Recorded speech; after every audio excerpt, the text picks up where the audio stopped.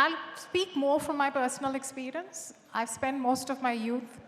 I founded a company when I was very young and scaled it up into almost $1 billion business. And recently, I stepped down from my executive role to focus more on governance. I feel I can extend that particular whatever skill sets I've developed in new boards. But you know, the most important lesson I've realized in that journey, and because you're talking about equitable boards, besides gender, which is the obvious one where there is a bias, I think there is a bias today even on age.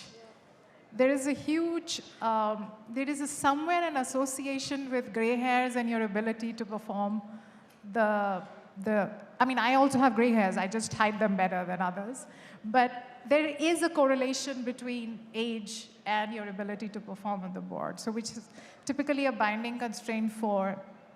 Equitable also means to me is that in terms of skill sets that you bring to the table, in terms of backgrounds, in terms of being able to contribute to a board without having connections, right? Just the fact that you're able to bring your skill to the table as the biggest weapon than anything else. I think we have a long way to go in India where we can sense those kind of equitability, because I personally have witnessed those challenges.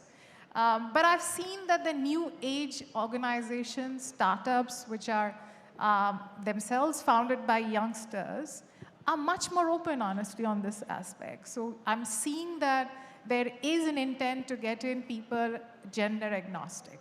I mean, people have to, at some point, leave gender behind when they enter the boardroom and have a conversation which is based on just the skill and the contribution. That's one.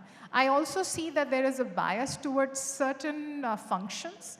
You're seeing boards are increasingly people from legal background, people who come from financial backgrounds are a default choice to be on board. But I think there is a great imperative, because we are talking about equitable, get people who comes with background in technology.